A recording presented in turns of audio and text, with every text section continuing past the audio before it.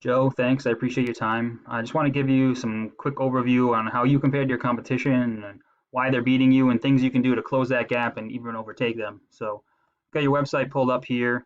What I like about it is you've got the contact us right on the main page. So even when it's in mobile format, this is the first thing that they're going to see. It's got a lot of nice animation. It's really interactive, so people can scroll through it and things are popping up at them to grab their attention. Now, as far as Google is concerned, when it's looking at a website to rank it on the list, it uses basically two factors. First being content, which is, the layout of the pictures and the text doesn't really matter so much. It's just a computer, so it's going to count everything. What text is really the most important thing. Google wants to see about 1,000 to 1,500 words on the page. Right now, you guys are just under that, so we're getting pretty close. Obviously, more is better, but as it's counting, it's also looking for what we call keywords, which is anything that people are searching for when they type into a Google search. It's usually like a service like gutters or roofing, and then the location area. Now, this is where the number of words comes into play because you're only allowed one keyword for every about 100 to 150 words on the page. Anything more than that is called keyword stuffing, and then you get penalized. For example, if you saw a website that didn't really have any content on it, but it listed like every single town in Massachusetts, that website wouldn't rank very highly because Google just considers that stuffing. The second thing that Google looks at is what's called authority, which is other websites that refer back to your website. For instance, like if you did a good job for a customer and they tell somebody else, that new customer is now going to think highly of you. And then if 10 other people tell that same customer that you guys do good work, now you have a good authority with that customer. It's the same thing with Google. Now to show you these, I'm going to pull up the Google search here. Just typed in roofing in Worcester, Mass.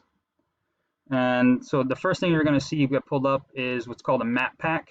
Now, a lot of people think that this is solely based on the proximity to where you're searching from, but that's not entirely true. For example, like if I made a business website at one address and then went to my neighbor's house next door and searched, that website wouldn't automatically pop up because it has a lot more to do with the authority of the website than just the location. So also, in order to get in here, you have to fill out what's called the Google My Business profile, which is free for any owner, and you can do it pretty much right on your Google Maps app in your smartphone. So then below the map pack here, this is what's called the organic search results. So the higher the authority of the website, the higher up you rank in this list. So I grabbed 3 of the top sites, and you can skip all the directory sites like Angie's and Yelp. And I put them into this program I use. This is called AirFs. That's just something I use to kind of look at the strength of a website. Anybody can use it. It's just a paid service you have to pay for. If you're looking to do a little bit of looking at other websites, there's a great thing called SEO Quake. This is a free tool that you could use if you wanted to do a little snooping around and kind of compare yourself. So on here, it's going to give me 2 different stats of both factors they use for ranking, which is the keywords, the number of keywords that Google is finding on your website, and then the authority, which is how many other websites are referring back to yours. So for instance, if we look in here, these are all the keywords that Google is finding on your website. So we have the volume is how many searches per month people are searching for this exact keyword, and where you rank as far as your position in Google for getting those keywords. And then over here we have what's called the difficulty. So the higher the difficulty of the keyword, the more people that are using it. So with the higher search volume and a higher difficulty, you kind of want to put that keyword on there as many times as possible because that means people are really looking for it.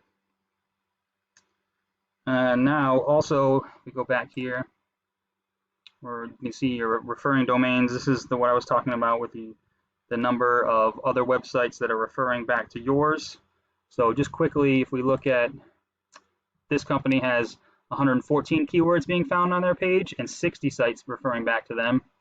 Over here, OTR Roofing, or on the top roofing, I believe, they have 106 keywords and 52 referring back to them.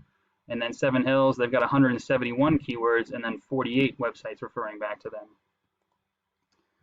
So after I was saying about the 2 different types of domains that refer back to you, one is just a link, which is like a website that basically mentions you on their website. So it could be anything from a review, a news article maybe, somebody's writing a blog post, but this is really where quality counts more than quantity. this DR right here, that really shows the domain strength. So if you have a higher DR, these websites are obviously weighted more than other websites. So for instance, like if you were linked from, say, a pizza place, you guys aren't slinging pizzas, you're doing roofing, so that obviously wouldn't be a very credible link back to your website, and it would be weighted as such.